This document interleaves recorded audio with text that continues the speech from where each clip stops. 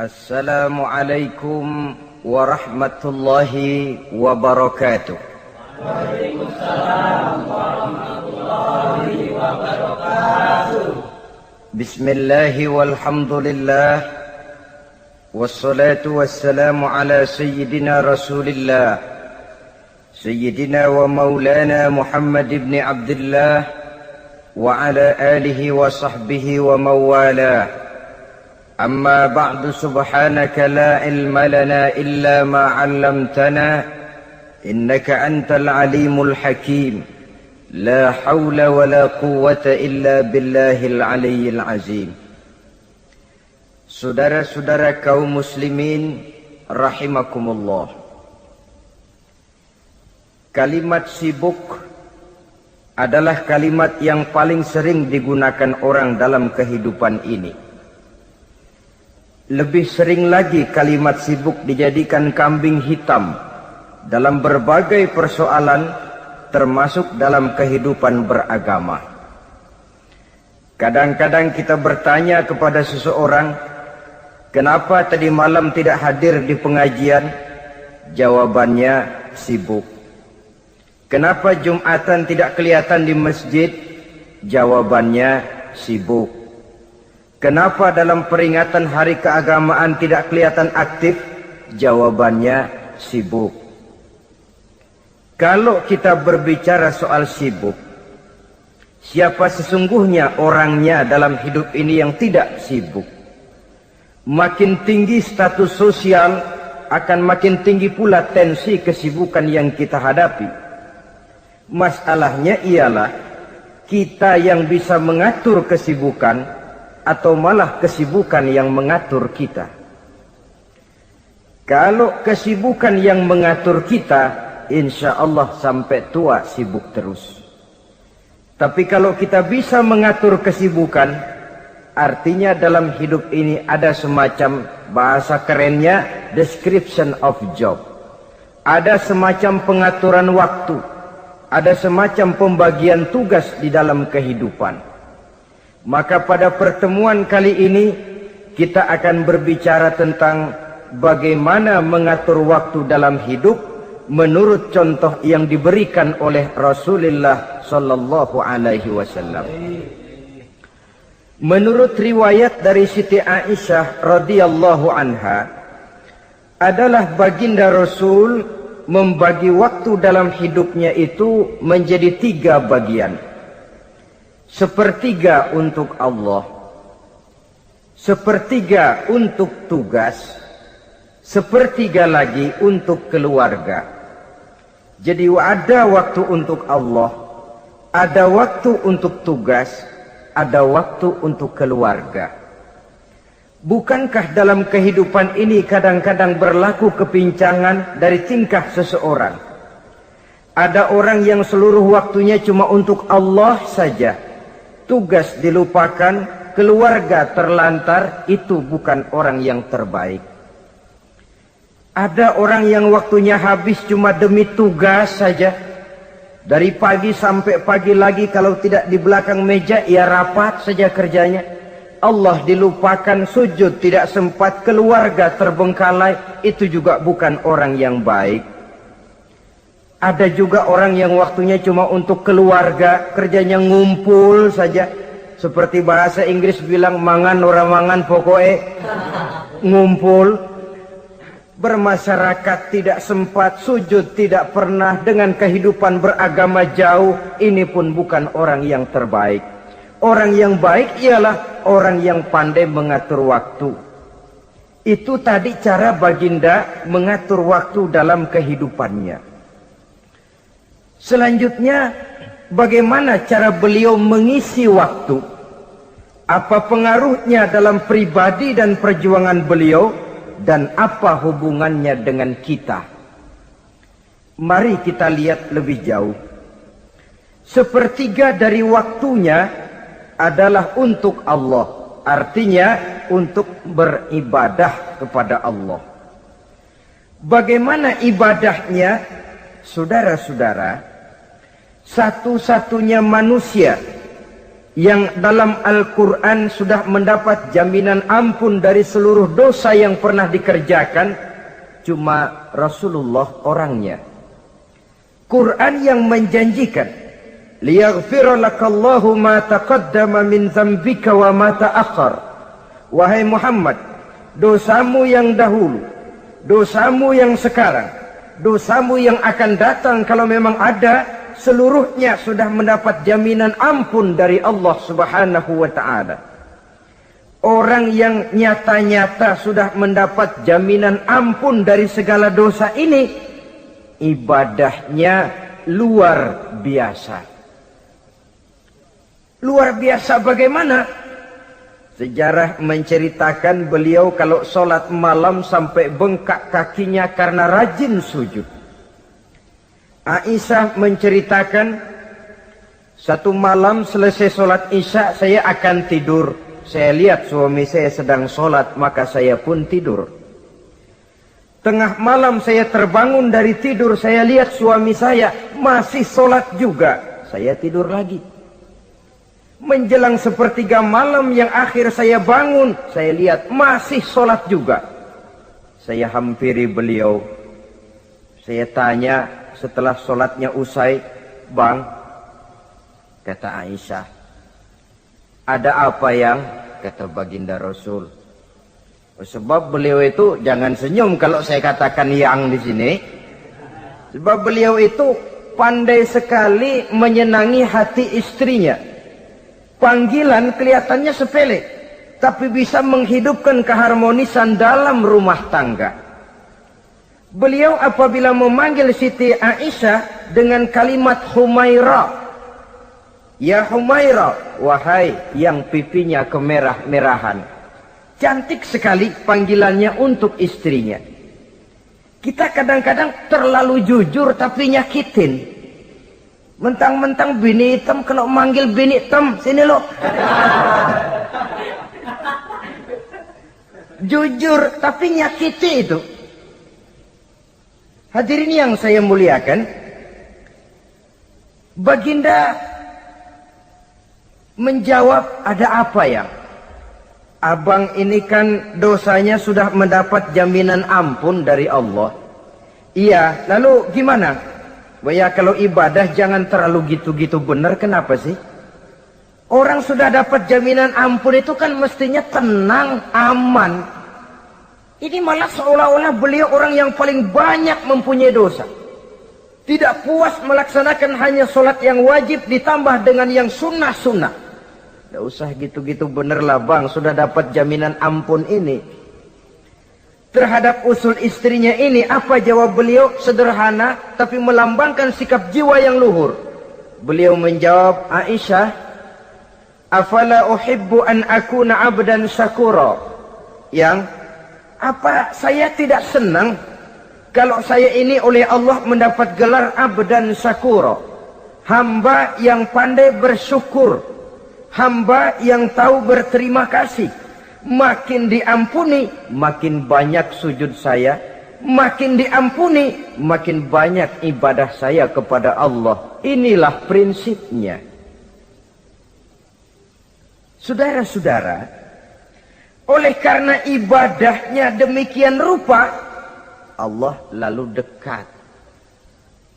Oleh karena Allah dekat, perjuangan beliau itu, walaupun Quraisy melakukan segala macam cara dan usaha, mengeluarkan segala daya dan dana, kemampuan dan kekuasaan, tidak pernah berhasil mematahkan, walaupun berhasil menekan perjuangan baginda Rasulullah sallallahu alaihi wasallam.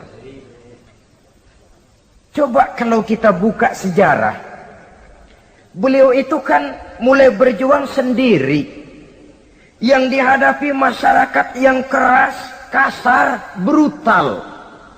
14 abad yang lalu, semenanjung Arabia terkenal sebagai masyarakat yang jahiliyah, di mana maksiat dan munkarat merajalela. Sembahan adalah berhala. Anak perempuan lahir dibunuh hidup-hidup. Itu zaman dulu, zaman sekarang pun tidak jauh bedanya. Malah kalau zaman dulu dikubur hidup-hidup, sekarang sebelum lahir sudah dibunuh. Yang namanya abortus itu. Kadang-kadang aneh, kita mengadakan operasi bersih, dilarang buang sampah sembarangan. Kalau sudah buang sampah saja tidak boleh sembarangan, tahu-tahu zaman sekarang ini bayi dibuang di tempat sampah. Bukan lagi kertas, bukan lagi kardus, bayi dibuang di comberan. Kan lebih sadis sebenarnya dari jahiliyah 14 abad yang lalu. Judi di zaman dulu 14 abad yang lalu merajalela, menyentuh segala lapisan masyarakat. Di zaman sekarang pun judi tidak kurang hebatnya, cuma tentu dengan bahasa yang lain. Apalagi di zaman sekarang orang pandai menghaluskan bahasa, mensamarkan istilah. Judi disebut sumbangan umpamanya, sehingga orang lalu tidak terasa bermain judi, terasanya ikut nyumbang. Itu sekedar istilah yang merangsang orang sebenarnya. Masyarakat yang semacam ini yang dihadapi oleh baginda Rasul. Diangkat jadi Rasul umur 40 tahun lalu mulai berjuang. Mula-mula secara sembunyi dakwahnya itu. Dari pintu ke pintu, dari rumah ke rumah, dari orang ke orang. Hasilnya 3 tahun gerilya berdakwah, dapat pengikut tidak lebih 11 orang. Sudah tidak digaji, tidak dapat beras, hidup pun miskin. 3 tahun dakwah, dapat pengikut 11 orang. Ustadz mana zaman sekarang yang masih mau ngajar? Kalau 3 tahun buka pengajian, yang ngaji cuma 11, bubar. Kiai mana yang masih mau buka pondok? Kalau 3 tahun buka pesantren, santrinya cuma 11. Pemimpin mana yang masih mau kampanye? Kalau 3 tahun kampanye dapat pemilih cuma 11, bangkrut. Tapi tidak dengan Rasul. 3 tahun berlalu, turun perintah fasda bima tu'mar. Tidak usah berdakwah secara sembunyi Muhammad, sampaikan saja Islam secara terbuka. Mulailah beliau berdakwah secara terbuka, terang-terangan. Mula-mula Quraisy dikumpulkan dekat Ka'bah. Kumpullah Abu Jahal, Abu Lahab, Abu Sufyan dan gembong-gembong Quraisy. Di sana buat pertama kali secara terbuka baginda Rasul pidato. Tuan-tuan Quraisy, apakah tuan-tuan percaya kepada saya? Percaya. Kenapa? Karena Anda Muhammad sejak kecil belum pernah bohong. Baik. Jikalau memang tuan-tuan percaya kepada saya, maka mulai hari ini saya serukan kepada tuan-tuan, ankizu anfusakum minan nar. Jaga, pelihara, lindungi dan selamatkan diri tuan dari neraka. Tinggalkan segala macam berhala, jauhi Latta, Uzza, Manat dan Hubal. Sembah Allah Tuhan yang Esa, yang lam yalid walam yulad, yang tidak beranak dan tidak diperanakan. Ini dakwah pertama yang beliau sampaikan. Selesai beliau pidato, Abu Lahab interupsi, angkat tangan. Muhammad, ada apa paman? Alihaza jama'tana, cuma untuk dengar ocehan kayak begini kami dikumpulkan di sini. Tabban laka ya Muhammad. Kalau bahasa kasarnya, mau mampus kamu Muhammad. Nabi tidak jawab, Allah yang jawab. Tabbat yada abi lahabi wa tab, ma aghna anhu maluhu wa ma kasab. Bukan Muhammad yang celaka, Abu Lahablah yang kelak akan menemui kecelakaan. Dakwah terus berlangsung. Ketika dakwah secara terbuka sudah dimulai, hambatan dan tantangan mulai datang. Sejak dari teror mental sampai kepada teror fisik. Dan puncaknya terjadi pada saat beliau berumur 53 tahun. Di mana Quraisy mengadakan rapat di satu rumah yang disebut Darul Arqam. Kumpullah di situ dedengkot-dedengkot Quraisy, Siapa lagi kalau bukan Abu Jahal, Abu Lahab? Mereka rapat pleno lengkap. Setelah rapat dibuka, kata Abu Lahab kepada Abu Jahal, Jahal, bagaimana ini Muhammad? Iya, bagaimana? Apalagi yang belum kita lakukan, kata Abu Jahal. Kita fitnah sudah, kita caci maki tiap hari, kita lontari kotoran onta, sahabat-sahabatnya kita bantai, tapi mereka tetap tegar. Iya, kata Abu Jahal. Dan sekarang ini sahabatnya sebagian berangsur-angsur sudah hijrah ke Madinah. Ini pertanda Islam akan berkembang di kota Madinah. Kalau nanti dia berhasil di Madinah lalu menyerbu ke Mekah, alamat habis kita gulung tikar. Makanya kata Abu Jahal, makanya apa? Makanya dari dulu juga saya bilang, kempesin aja itu. Jadi kalau bahasa okemnya kan begitu tuh. Bunuh saja Muhammad, bunuh. Iya, soal bunuh sih gampang, kata Abu Lahab. Tapi Muhammad kan tidak keluar dari batu. Dia punya keluarga, sanak famili dan handai tolan. Kalau keluarganya menuntut balas, bagaimana ini? Gampang. Kita kan banyak punya suku. Tiap-tiap suku kan punya juara, tukang-tukang pukul. Sewa saja. Tiap suku ambil tukang pukulnya. Kita kepung rumah Muhammad, bunuh sama-sama. Kalau keluarganya akan menuntut balas, dia akan berhadapan dengan seluruh suku yang ada di semenanjung Arabia ini. Bagaimana, setuju? Setuju. Nah, udah. Kapan kita bunuh Muhammad? Kapan lagi? Tidak usah buang waktu. Besok malam. Ya, besok malam kita bunuh Muhammad. Tapi awas. Semua yang ikut rapat di sini, ingat baik-baik. Ini rahasia negara. Besok malam kita akan membunuh Muhammad. Siapa yang berani membocorkan rahasia negara ini, supersip. Dianggap menghambat program Quraisy. Itu nanti dijatuhi hukuman berat ya. Jaga rahasia baik-baik bahwa besok malam kita akan membunuh Muhammad. Sanggup? Sanggup. Rapat selesai.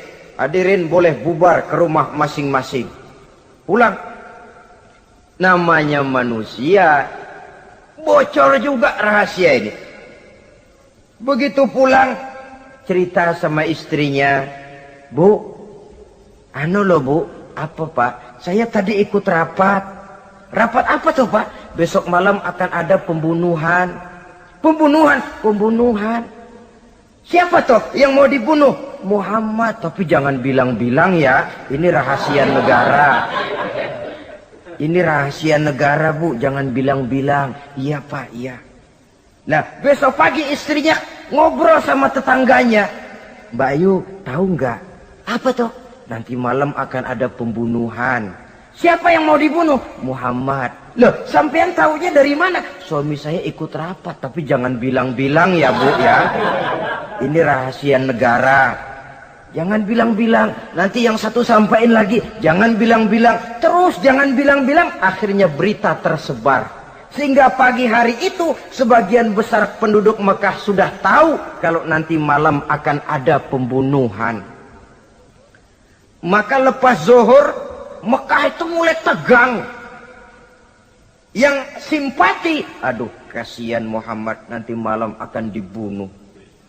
Yang tidak senang, mampus biar dia rasain tar malam. Saudara-saudara, begitu maghrib berbunyi sudah, udara mulai gelap, penduduk Mekah sudah kunci pintu seperti ada jam malam. Sepi, sesepi-sepinya. Tutup pintu, kunci, bukan tidur, ngintip dari dalam. Lepas jam 8 malam, makin tegang. Masing-masing penduduk ngintip dari pintunya. Sudah berangkat belum orang yang mau bunuh Muhammad? Sudah berangkat belum? Kira-kira jam 9 ini, tukang-tukang pukul lewat mau ngepung rumah Muhammad untuk membunuh beliau. Begitu masuk Mekah, penduduk sudah kunci pintu. Tapi mereka tahu kalau semua ngintip. Wah, makin hebat ini yang pemuka Quraisy ini, tukang-tukang pukul ini. Jalannya dibuat gagah-gagah, barisnya dibuat hebat-hebat. Itu injekan tanahnya dalam baris dibuat kenceng-kenceng. Brok, brok, brok, brok, kayak serdadu baris. Lewat dekat rumah penduduk pakai batuk lagi. Yang dari dalam ngintip makin ciut. Wah, ini dia yang mau bunuh Muhammad ini. Sampai di rumah Nabi, dikepung rumah Nabi, di pagar betis. Malam itu di dalam rumah cuma Nabi, Abu Bakar dan Ali bin Abi Thalib. Nabi tahu rumahnya dikepung. Lewat tengah malam beliau berkata, Abu Bakar, saya ya Rasul, mari kita berangkat hijrah. Baik ya Rasul. Ali, saya ya Rasul, kamu gantikan saya ya. Gantikan apa ya Rasul? Gantikan tidur di tempat tidur saya. Baik ya Rasul. Masya Allah. Sekali menggantikan mati. Tidur di tempat tidur Rasul pada malam rumahnya dikepung, resikonya kan mati. Menggantikan mati. Lah kalau menggantikan lurah lumayan. Menggantikan mati. Dan Ali tahu persis resikonya. Dan beliau waktu itu masih muda dan beliau tidak nawar. Baik ya Rasul, saya akan tidur di sini, berangkatlah Tuhan. Berangkat Rasul, ketika keluar dari pintu belakang rumah dikepung rapat. Terjadilah keajaiban yang Allah ceritakan, wa ja'alna min baini aydihim sadda wa min khalfihim sadda fa aghshaynahum fahum la yubsirun. Di muka, di belakang, di kiri kanan dibuatkan dinding oleh Allah, dibutakan mereka. Mereka tidak lihat kalau Muhammad keluar dari rumahnya. Siaga penuh, apel, mata melotot, Nabi lewat nggak kelihatan. Sampai Nabi kemudian menuju Gua Thur, 3 malam 2 hari di sana. Dari sana perjalanan dilanjutkan ke Madinah Al-Munawwarah. Allahu Akbar. Mengarungi gurun pasir yang gersang dan tandus yang terbentang antara Mekah dan Madinah. Meninggalkan kampung halaman tempat di mana dilahirkan dan dibesarkan. Keluarga yang berbeda akidah terpaksa berpisah. Kok kuat? Kok bisa? Kok sanggup? Di mana rahasia kekuatannya? Beliau punya sandaran vertikal. Ibadahnya kepada Allah. Dengan bahasa kita sekarang, beliau punya backing. Backingnya tidak kepalang tanggung, yang serba maha. Maka saya mengajak kepada seluruh kaum muslimin, di zaman sekarang kan orang lagi main backing-backingan. Ya, nah, siapa yang punya backing punya jalu. Saya cuma mengajak, kalau mau cari backing jangan kepalang tanggung. Carilah backing yang serba maha. Maha gagah, maha tahu, maha adil, maha bijaksana, maha segala-galanya. Dan dialah Allah Subhanahu wa ta'ala. Saudara punya backing kolonel, tanggung. Nanti dia pensiun habis. Yang kolonel saja tanggung, apalagi yang kopral. Kalau mau cari backing, carilah backing yang serba maha, Allah Azza wa Jalla. Caranya tentu dekat kepadanya. Untuk dekat kepadanya melalui jalur yang sudah diatur olehnya, melalui Rasulullah Sallallahu Alaihi Wasallam, yaitu solat, ibadah. Makin tinggi nilai ibadah, makin dekat kita dengannya. Makin dekat dengannya, makin banyak fasilitas yang akan diberikan untuk kita. Saudara pegawai negeri ingin cepat naik golongan, itu caranya 2. Pertama, jam kantor disiplin. Jam 7 masuk. Jam 3 pulang. Kalau belum jam pulang, jangan pulang. Yang kedua, tambahan di luar jam kantor, sering-sering datang ke rumah kepala bagian. Apa malam minggu, apa hari minggu, apa bawa jeruk, apa pisang Ambon, kan begitu toh. Ini nanti kan kepala bagian kan nilai. Karyawan saya yang satu ini jam kantornya disiplin. Tambahan dia sering datang hari Minggu di luar jam kantor bawa jeruk lagi. Ini mestinya belum naik lah, gue naikin dulu ke atas. Naik saudara-saudara. Yang saya maksud apa? Itu zuhur, asar, maghrib, isya, subuh. Jam kerja resmi itu. Jam kantor. Lah, ada kunjungan di luar jam kantor. Yang namanya tahajud, yang namanya hajat, yang namanya duha. Nanti kan Allah lihat, ini hambaku yang satu ini jam kantornya betul. Zuhur, asar, maghrib, isya, subuhnya tepat. Tambahan di luar jam kantor, dia sering menghadap kepadaku. Nah, hambaku ini aku angkat kau maqamam mahmuda ke satu tempat yang terpuji. Kalau Allah yang ngangkat, satu negara orang mau rendahkan kita, kita akan tetap tinggi. Kalau Allah mau rendahkan, satu negara mau angkat kita, kalau memang dasar mesti nyungsap ke bawah. Inilah perlunya sandaran vertikal. Inilah perlunya kita mempunyai backing hanya kepada Allah. Pada waktunya orang akan sampai ke titik jenuh. Dalam kesunyian orang sering mempertanyakan eksistensi diri. Mulai mempertanyakan hakikat keberadaannya. Di tengah kesibukan bisnisnya. Di tengah kesibukan kerja dari rapat ke rapat. Dari kantor ke kantor. Dari tender ke tender. Orang akan sampai kepada titik jenuh. Dikala itu dia memerlukan ketenangan. Dikala itu dia memerlukan kedamaian. Dikala itu dia mencari eksistensi diri. Sebenarnya hidup ini mau apa sih? Cuma sekedar menjalani hal-hal yang rutin saja. Pergi pagi, pulang sore, peras keringat, banting tulang. Atau ada tujuan yang lebih luhur daripada sekedar ini.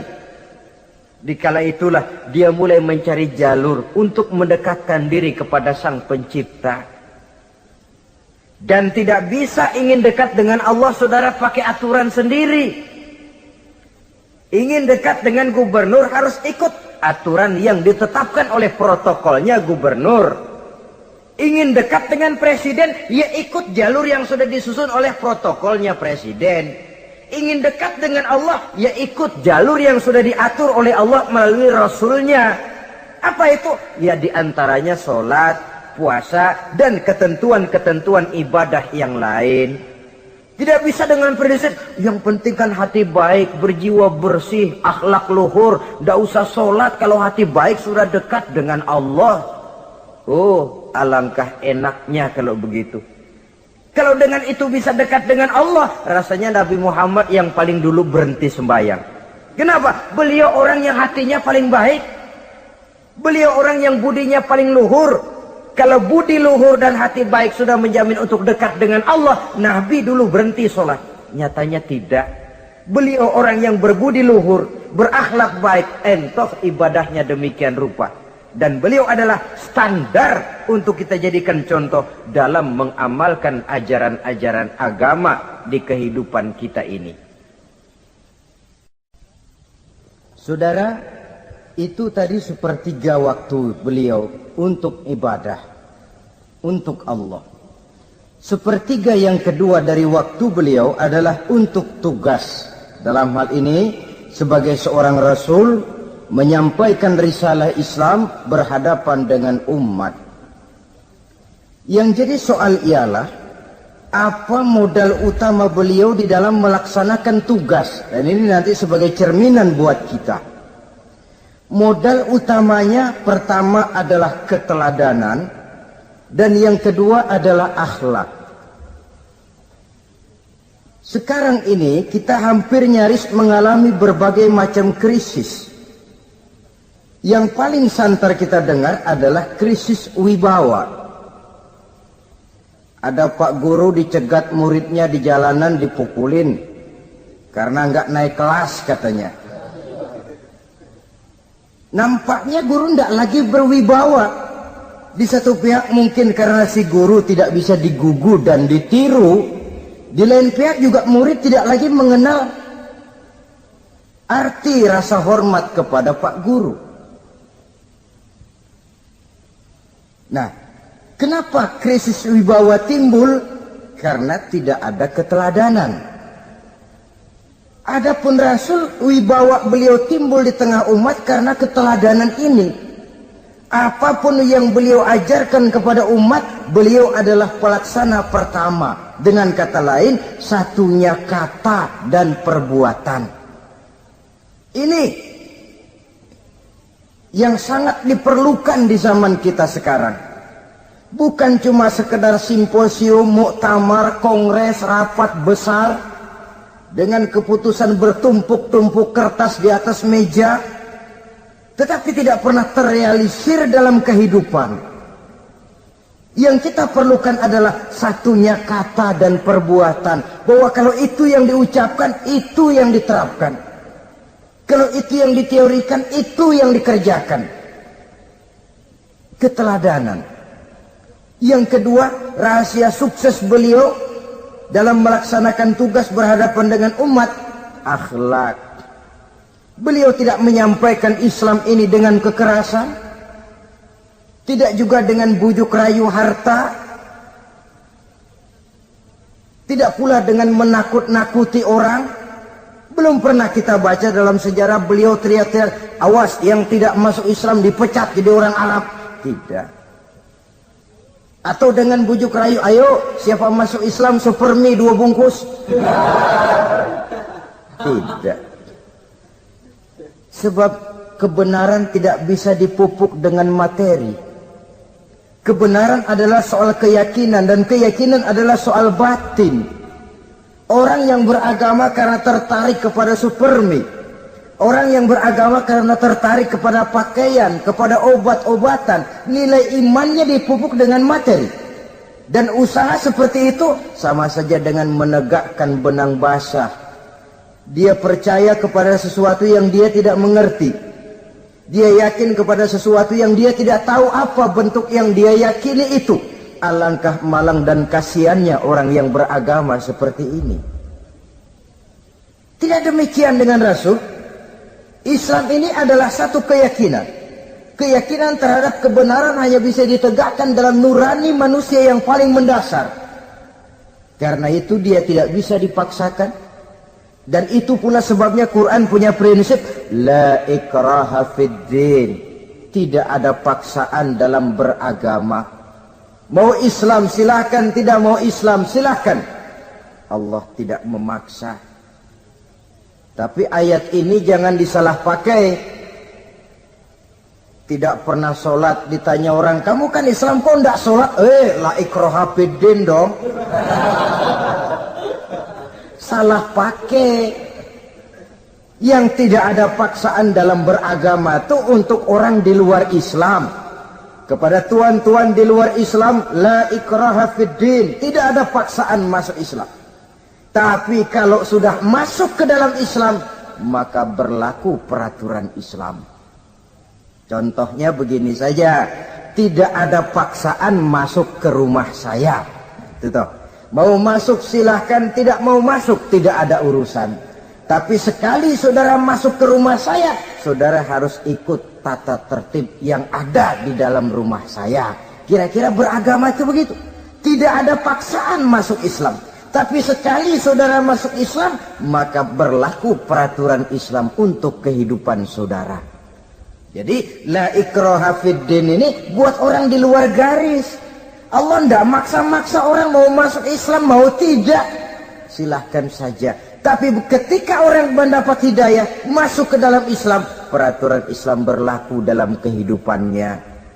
Saudara hadirin, kaum muslimin rahimakumullah. Akhlak.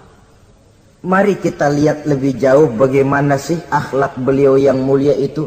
Allahu Akbar. Kalau orang berakhlak kepada teman, itu sih biasa. Tapi berakhlak kepada musuh, ini yang luar biasa. Ini yang agaknya Allah saja memuji beliau. Wa innaka la'ala khuluqin azim. Engkau Muhammad benar-benar berada di atas budi pekerti yang luhur dan terpuji. Kalau saya baik kepada orang yang memang baik kepada saya, logis toh. Wajar, memang harusnya.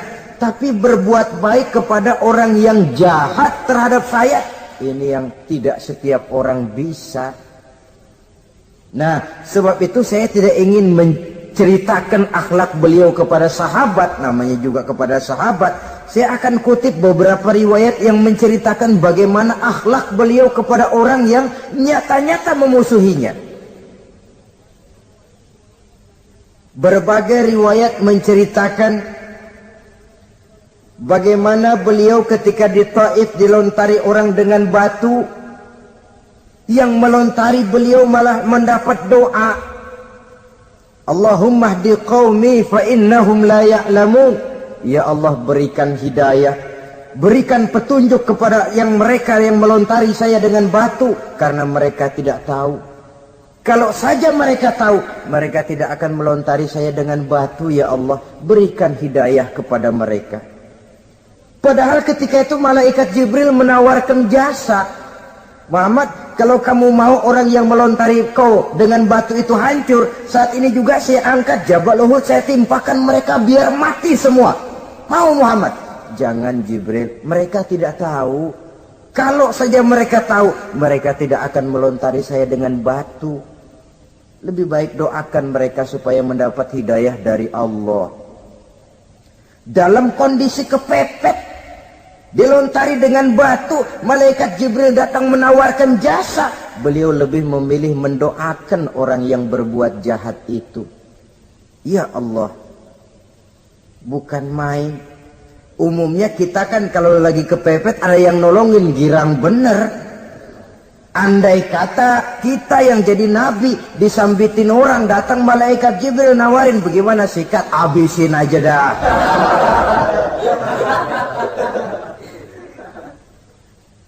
Ini akhlak kepada musuh. Ketika beliau selesai sholat zuhur, istirahat, rebah-rebah, tidur-tiduran di bawah pohon kurma, datang orang kafir yang bernama Daksur yang sudah lama mengintip-ngintip, mencabut dan menghunus pedang. Muhammad, kalau ini saat saya tebas batang lehermu, siapa yang akan menolong engkau? Tidak ada. Yang akan menolong saya Daksur? Iya, Allah yang akan menolong saya. Mendengar Allah, Daksur gemetar, keringat dingin bercucuran, pedang jatuh ke bawah, diambil oleh Rasul pedangnya, dibalikan ke leher Daksur. Kalau sekarang saya yang tebas batang lehermu Daksur, siapa yang akan menolong kamu? Tidak ada ya Rasul, kecuali kalau kau mau memaafkan saya.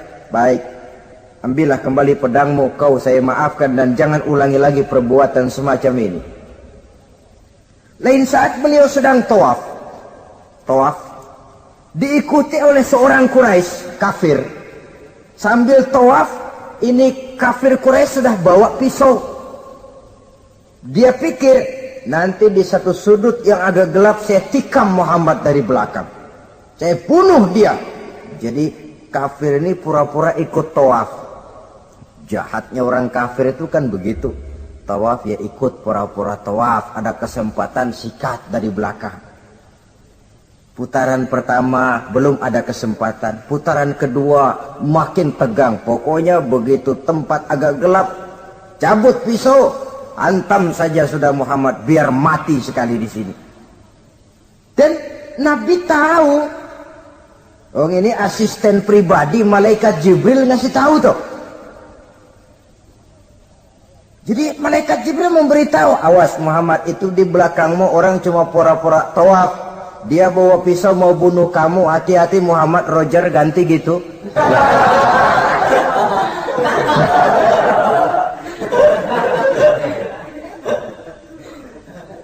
Tahu persis beliau. Sampai di satu sudut yang gelap, si kafir ini mencabut pisau. Nabi nengok ke belakang, menoleh Nabi. Begitu menoleh, Quraisy ini kan ketangkep basah. Bahasa Arabnya yumsak mablul katanya. Ketangkep basah, grogi, salah tingkah, garuk nggak gatel. Kasihan ngeliatnya sudah. Ya namanya orang ketangkep basah itu. Mau alasan apa? Nggak beralasan ya, harus merasa harus membela diri. Gemeter nggak karu-karuan. Kata Nabi senyum. Mau apa, Mas? Rasul, Ini ano apa? Ano. Sudah, saya kan tahu kamu mau bunuh saya toh. Sudah, saya sudah tahu kok. Kamu jangan pura-pura. Kamu kan mau bunuh saya kan? Terus terang saja. Iya Rasul, iya. Sekarang gimana? Enggak berani Rasul. Minta maaf saja. Ya kalau sudah kamu minta maaf begitu, sudah kamu pulang sana. Jangan diulangi lagi ya.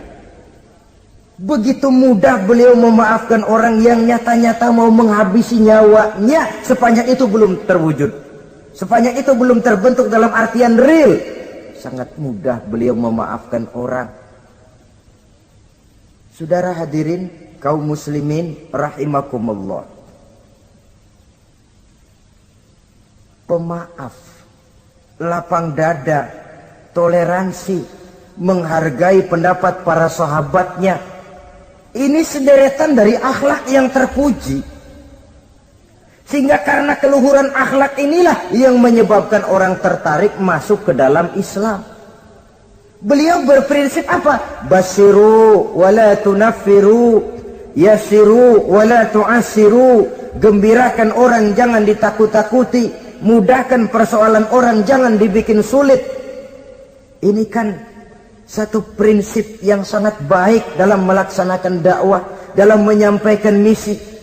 Apapun tugas kita di masyarakat, sebagai pegawai pemerintahan, pejabat negara, pedagang, pengusaha, seniman, ustadz, mubaligh, kiai, ulama, dalam berbagai profesi, modal utama untuk sukses adalah akhlak. Sebab hati kita yang tahu cuma Allah. Orang lihat penampilan kita. Orang lihat muka kita. Sebab itu Nabi katakan, innakum la tas'una an-nasa bi amwalikum walakin yas'uhum minhum bastul wajhi wa husnul khuluqi. Kamu tidak akan bisa menarik simpati orang banyak dengan hartamu, tapi bisa kau tarik simpati orang banyak dengan akhlak yang baik dan muka yang senyum, muka yang enak dilihat. Orang kadang sering bilang, dia mah biar mukanya begitu hatinya baik. Iya, soal hati kita nggak tahu. Yang kita lihat pertama muka. Bagaimana gue mau ikut dia, mukanya kayak batu kuburan. Kesan serem pertama itu kan sudah ada. Walaupun kadang-kadang hati memang baik, tapi hati itu kan urusan Allah. Yang kita lihat pertama muka. Ini barangkali nanti termasuk teori dalam psychology of salesman ya, bahwa sesuatu yang baik kalau dihidangkan dengan cara yang tidak baik, orang tidak akan tertarik. Lihat saja orang sekarang ini kan, entah makin lajunya dunia bisnis kita, masuk ke rumah-rumah kita cuma menawarkan air jahe, menawarkan sasa, menawarkan kecap bango, menawarkan barang-barang yang kelihatannya remeh. Ini kan termasuk psychology of salesman. Yang datang ya biasanya perempuan, wajahnya ya lumayan, paling kurang sedikit di atas 6 lah begitu. Lalu tutur katanya sopan, masuk ke rumah tidak sungkan, ada rasa familiar, rasa kekeluargaan, lalu datang. Taktik untuk menawarkan barang yang jadi merek dagangannya. Nah, Islam ini agama yang baik. Kalau disampaikan dengan cara yang tidak baik, sadis, memponis, orang akan lari dan jauh. Menyinggung, bukan menyentuh. Siapapun kalau tersinggung lari, tapi kalau tersentuh dia akan mendekat. Apaan lo Islam bayang begitu? Mikir nih anak, gue sembayang diomelin, mendingan kagak sembayang sekalian ketahuan. Saudara hadirin yang saya muliakan, ini yang diberikan contoh oleh baginda Nabi. Apapun tugas kita, pedagang utamakan akhlak, petani utamakan akhlak, seniman utamakan akhlak, mubaligh utamakan akhlak, pejabat negara utamakan akhlak, pelayan dan pengabdi masyarakat utamakan akhlak. Saudara hadirin yang saya hormati, kaum muslimin yang berbahagia. Jadi untuk sukses di masyarakat, untuk sukses di tempat tugas, modal utama adalah akhlak. Dan ini yang dijadikan contoh dari Nabi kita Muhammad sallallahu alaihi wasallam. Sepertiga waktunya untuk tugas. Dalam menjalankan dan melaksanakan tugas sebagai seorang rasul, menyampaikan risalah Islam, berhadapan dengan umat, modal utamanya adalah akhlak. Demikian juga kita di masyarakat. Dan akhlak itu memang harus dibiasakan sejak kita kecil. Sehingga dengan demikian nilai-nilai yang baik akan terus terbawa sampai di hari tua kita.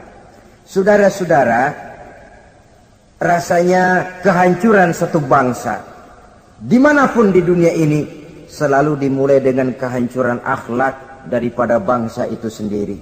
Dan kehancuran akhlak itu bisa saja terjadi di tengah kemakmuran ekonomi, di tengah maju dan canggihnya teknologi. Kapan? Apabila pegangan orang kepada agama sudah lemah dan rapuh.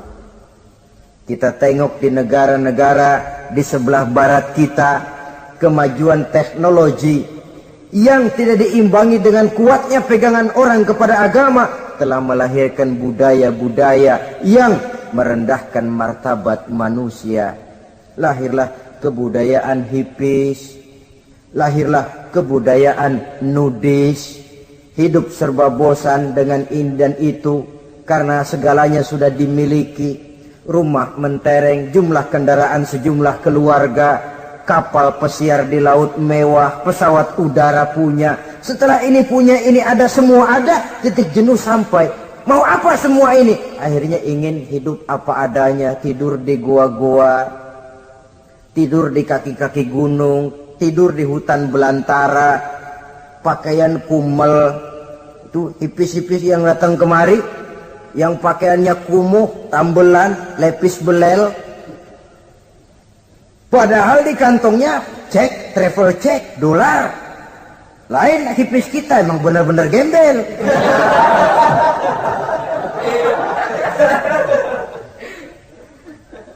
Merasa jenuh, merasa bosan.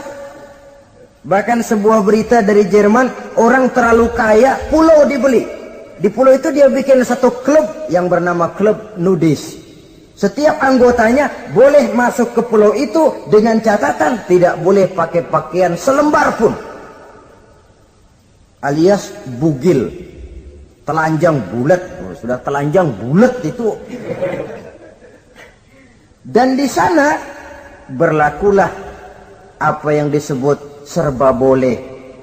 Jadi kalau di sana ke sana saudara bawa istri, masuk anggota, ya silahkan saja. Istilah tukar pakai, simpan pinjam, bisa-bisa saja. Asal suka sama suka. Asal perbuatan yang dianggap tidak merugikan orang lain, suka sama suka, sudah tidak bisa dituntut oleh norma yang berlaku. Ya. Itulah sebabnya kita sering prihatin bahwa kemajuan sering membawa pergeseran nilai. Apabila kita tidak bisa menghindarkan diri dari proses pergeseran nilai, setidaknya kan kita bisa menjaga diri jangan sampai hanyut oleh nilai-nilai yang negatif. Akhlak, baik sebagai muslim, baik sebagai bangsa Indonesia yang berkepribadian luhur, itu merupakan cerminan kita. Saya prihatin, belum lama diselenggarakan kontes bibir terindah. Kontes bibir terindah itu kira-kira apa manfaatnya? Apa yang jadi ukuran? Dan bukankah bibir karunia Tuhan? Ya kalau yang bibirnya mungil bisa ikut kontes lah, kalau yang jebleh gitu.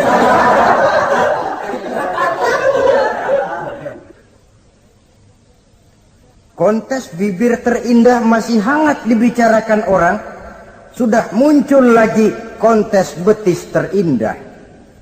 Nah kalau sudah bicara soal betis ini, kan yang terbayang oleh kita kira-kira ukurannya apa? Yang diukur itu apanya ya?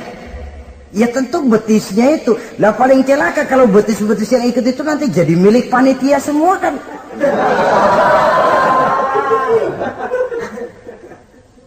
Yang tidak usah kita mengukur dengan kacamata agama, dengan budaya kita sebagai bangsa Indonesia. yang berfalsafahkan Pancasila, rasanya mendengarnya saja kok sudah tidak sad gitu loh. Tidak pas untuk ukuran kita sebagai bangsa yang berfalsafahkan Pancasila. Saudara-saudara kaum muslimin rahimakumullah. Ini yang saya maksud tadi, proses pergeseran nilai. Andai kata kita tidak bisa menghindarkan diri dari hal yang semacam itu, setidaknya kita bisa menjaga diri jangan sampai hanyut ditelan proses pergeseran nilai. Dan memelihara nilai-nilai akhlak ini dari hari ke hari memang tidak semakin ringan, bahkan akan semakin berat, karena tantangan yang kita hadapi juga akan semakin berat. Inilah sepertiga yang kedua dari waktu beliau untuk melaksanakan tugas. Jadi modal utama dalam melaksanakan tugas akhlak. Di antara nilai akhlak itu prinsip Nabi tadi, gembirakan orang, jangan ditakut-takuti, mudahkan urusan orang, jangan dibikin sulit. Sehingga kalau yang memang mudah lalu dipersulit, itu sudah mencerminkan akhlak yang tidak diajarkan oleh Rasulullah Sallallahu Alaihi Wasallam. Kemudian yang terakhir, sepertiga yang ketiga dari waktu beliau adalah untuk keluarga. Jadi tadi ada waktu untuk Allah, ibadah, ada waktu untuk tugas, dan yang ketiga ada waktu untuk keluarga. Bagaimana Rasul di tengah keluarganya? Anas bin Malik bercerita, saya 11 tahun membantu di rumah tangga Rasul. 11 tahun itu kan artinya 11 kali 360 hari kali 24 jam. Bukan waktu yang sebentar itu. Selama 11 tahun saya membantu di rumah tangga Rasul, kata Anas, belum pernah saya dengar kata-kata kasar, keras, membentak. 11 tahun saya membantu di rumah tangga beliau, belum pernah saya lihat ada piring terbang, ada bakyak melayang. Artinya apa? Cerminan dari ketentraman, keayeman, kedamaian rumah tangga beliau. Padahal rumah tangganya kecil. Istrinya lebih dari satu, tapi aman, tentram, rukun. Kita kadang-kadang istri satu seminggu 7 hari, perang 6 hari. Cuma 1 hari gencatan senjata. Sudah hadirin, saudara kaum muslimin rahimakumullah. Kalau beliau tidak menyenangi satu masakan, misalnya masakan istrinya, tidak mencah-mencah, cuma kelihatan dari makannya barangkali tidak begitu banyak, tapi tidak pernah mencela apapun yang dimasak istrinya. Senang ya dimakan, tidak senang ya dimakan karena menghargai lelah jerih payahnya istri. Ini kelihatannya sepele, tapi dari sini keharmonisan rumah tangga itu bisa saja timbul. Bukankah seseorang hanya bisa sukses di tempat tugas? Jadi apapun dia, kalau berangkat dari ketentraman dan ketenangan di rumah tangga. Dan tidak ada orang bisa meraih sukses kalau dia berangkat dari rumah tangga yang berantakan. Itulah sebabnya ini sangat diperhatikan oleh baginda Rasul. Dari rumah yang kecil, dari tempat tidur yang sederhana, yang sebelah itu kain kasar, sebelah dipakai untuk tidur, sebelah dipakai untuk selimut.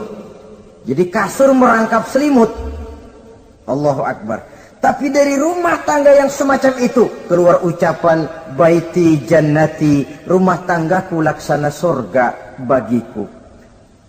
Di mana sih rahasianya? Karena rumah tangga beliau didirikan di atas ajaran agama. Agama membuat suami istri tahu hak dan tahu kewajiban. Kalau kewajiban dilaksanakan, hak diberikan, akan timbul saling pengertian. Apabila ada pengertian, akan timbul ketenangan, dan ketenangan adalah tangga utama untuk mencapai rumah tangga bahagia. Apalah artinya? Seperti banyak istilah orang, rumah bertingkat, uang banyak berlipat-lipat, kendaraan serba mengkilat, istri pun cantik memikat, kadang-kadang jumlahnya 4. Tapi tiap hari kiamat, tidak pernah ada ketenangan dan kedamaian di rumah itu. Saudara hadirin, lebih celaka lagi sudah rumah gubuk berantem melulu. Sudah kiamat itu, sudah kiamat. Jadi dengan adanya pelaksanaan kewajiban, pemberian hak, timbul pengertian. Pengertian membawa ketenangan. Suami keluar rumah, istri tenang di rumah.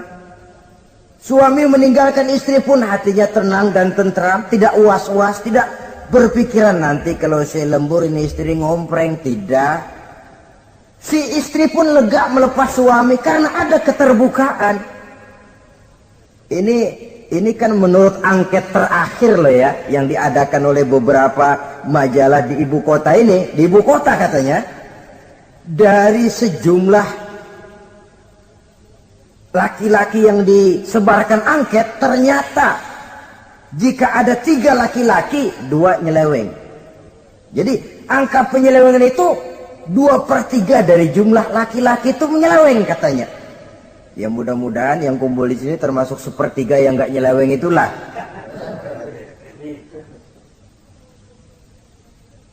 Dan tidak semua bentuk penyelewengan itu karena alasan ekonomi. Bukan pula karena alasan ketidaksetiaan istri. Tapi merupakan cerminan dari sikap hidup di mana orang jauh dari nilai-nilai agama sehingga penyelewengan itu dianggap sesuatu yang manusiawi. Biasa-biasa saja, bahkan kadang-kadang ikut membentuk status sosial, melahirkan kebanggaan. Innalillahi. Orang kalau sudah bangga nyeleweng bangga, itu kiamat sudah. Sama saja, bikin dosa ketawa, waduh, itu malaikat gemes bener. Udah bikin dosa cengengesan, cengar, cengir, tidak ada rasa nyesel, tidak ada rasa takut, tidak ada rasa bersalah, biasa gitu. Saudara hadirin yang saya muliakan, ini kan cerminan dari rapuhnya pegangan orang kepada agama. Jadi untuk membina rumah tangga yang bahagia ini, 1/3 dari waktu untuk di tengah keluarga, menghidupkan nilai-nilai agama di rumah tangga kita. Oleh karenanya, pada bagian akhir dari pertemuan yang singkat ini, saudara-saudara, saya mengajak, marilah pandai-pandai membagi dan mengatur waktu. Ada waktu untuk Allah, ada waktu untuk tugas, ada waktu untuk keluarga. Syukur kalau ada keseimbangan.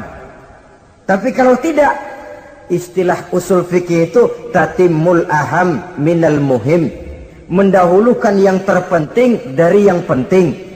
Kalau ada 3 persoalan semuanya penting, tentu di antara 3 ini kan ada yang lebih penting. Yang itulah yang dikerjakan lebih dulu. Dan ini tidak berarti bahwa penjatahan waktunya harus sama. Untuk ibadah dalam sehari semalam sekian jam, untuk tugas sekian jam, untuk keluarga sekian jam. Tidak bisa kita targetkan begitu. Dan yang dimaksud di sini pun adanya pengaturan. Pengaturan tidak berarti bahwa harus sama waktunya, tidak. Kita melihat kepentingannya. Saudara hadirin, sama saja di zaman sekarang, kalau dengan pembangunan kita ingin menciptakan pemerataan di kalangan rakyat, itu tidak berarti bahwa rakyat Indonesia ini standar ekonominya harus sama semua, seperti yang dicita-citakan komunis. Tidak bisa. Menciptakan pemerataan artinya, kalau yang kaya bisa semakin kaya, kenapa yang miskin tidak bisa naik jadi sedikit kaya? Dan artinya menciptakan kesempatan kepada setiap penduduk Indonesia untuk merubah tahap dan taraf kehidupannya. Demikian juga adanya pengaturan waktu. Bukan berarti untuk Allah sekian jam, keluarga sekian jam, tugas sekian jam. Sebab jam-jam ini sulit kita jatahkan. Kadang-kadang tugas, kadang-kadang keluarga, kadang-kadang ibadah kita sedang gandrung. Yang penting ada keseimbangan dalam cara kita mengatur waktu itu. Nah, saudara-saudara, demikianlah pertemuan dan pembicaraan kita kali ini. Terima kasih atas segala perhatian. Mohon maaf atas segala kekurangan. Usikum wa nafsi bitaqwallah. Wassalamualaikum warahmatullahi wabarakatuh. Waalaikumsalam.